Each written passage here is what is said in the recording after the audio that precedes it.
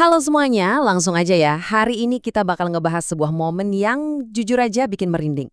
Kita bakal ngelihat sejarah lengkap dari sebuah peristiwa di mana pengorbanan itu bukan cuma kata-kata manis di buku pelajaran, tapi tindakan nyata yang benar-benar mengubah wajah Indonesia.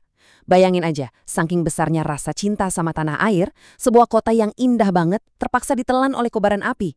Ya, kita lagi ngomongin Bandung Lautan Api. Nah, pertanyaannya, Avril May, mengapa Bandung harus di bumi hanguskan?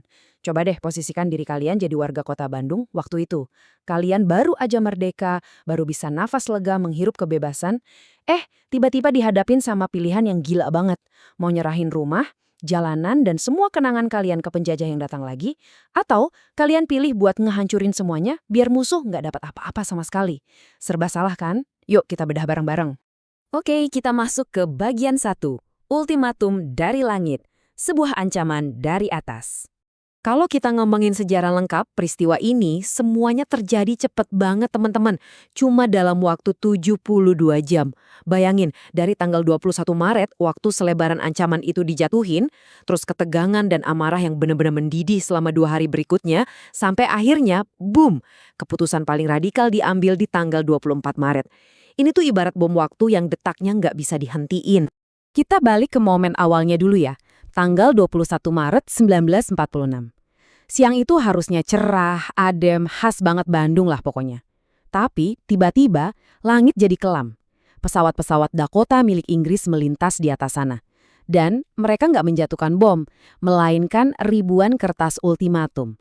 Buat warga saat itu ini mengejutkan banget loh. Kayak ada ancaman kasar yang langsung jatuh dari langit dan ngerusak kedamaian kota mereka. Dan tahu nggak sih apa isi selebarannya?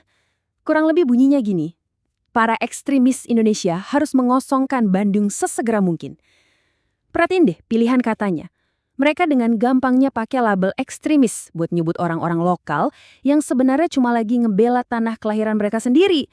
Sebuah perintah yang dingin, arogan, dan benar-benar maksa penduduk asli buat pergi dari rumah mereka sendiri. Nggak masuk akal kan?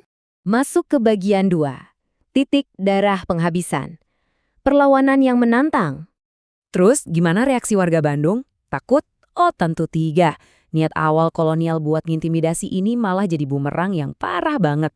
Bukannya bikin nyali ciut, ultimatum itu justru nyulut kemarahan yang luar biasa besar di dada rakyat Bandung. Alih-alih packing barang terus pergi dengan pasrah, mereka malah nepalin tangan. Tekanan dari luar ini justru bikin mereka makin solid dan semangat buat ngelawan.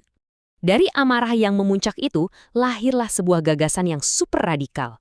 Ada seruan yang bilang gini, pertahankan Bandung sampai titik darah penghabisan. Bagaimana kalau kita bumi hanguskan kota Bandung? Ini jelas benturan ideologis yang keras banget ngelawan ultimatum Inggris. Daripada ngasih kota kesayangan mereka buat dijadiin markas militer musuh yang kuat, mereka mikir, kenapa nggak kita hancurin aja sekalian? Sebuah ide berani yang nggak pernah kebayang sebelumnya. Jadi, strategi bumi hangus ini logikanya sesimpel tapi seberat ini. Langkah pertama, tolak mentah-mentah tuntutan mundur secara damai. Nggak ada kata nyerah. Langkah kedua, kalau kita memang nggak bisa nempatin kota ini, ya penjajah juga cuma bakal mewarisi abu sama puing-puingnya aja. Taktik ini dirumuskan bukan karena mereka putus asa ya, tapi ini soal nunjukin kedaulatan mutlak mereka atas tanah air sendiri. Lanjut ke bagian 3. Bandung menjadi lautan api.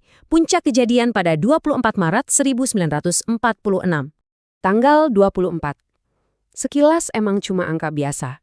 Tapi menjelang petang di hari itu, di tahun 1946, sejarah kota Bandung dan sejarah Indonesia secara keseluruhan berubah buat selama-lamanya. Di hari inilah, keputusan final itu dieksekusi. Coba kalian bayangin situasinya. Begitu langit mulai gelap, perintah bumi hangus itu nyebar secepat kilat dari mulut ke mulut. Dan skalanya gila. Ratusan ribu penduduk dengan sukarela mulai nyulut api di rumah dan bangunan mereka sendiri. Malam itu, seluruh penjuru Bandung menyala dengan warna merah yang membara. Di tengah kekacauan itu juga, pahlawan kayak Muhammad Toha sampai rela ngorbanin nyawanya buat meledakkan gudang amunisi Inggris biar musuh lumpuh seketika.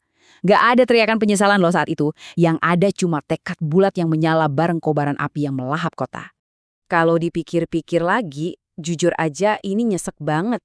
Di satu sisi, kita selalu ngingat Bandung itu sebagai Paris Van Java ya. Bangunannya cantik, jalanannya sejuk, banyak pohon rindang. Tapi, di malam itu, realitas baru tercipta. Lautan api yang mengaum dan melahap apa aja. Mereka ngerelain keindahan fisik kota masa lalu mereka musnah terbakar demi mastiin masa depan kemerdekaan buat anak cucu mereka. Terus, apa warisan dari peristiwa malam itu? Secara fisik, ya Paris Van Java memang habis terbakar.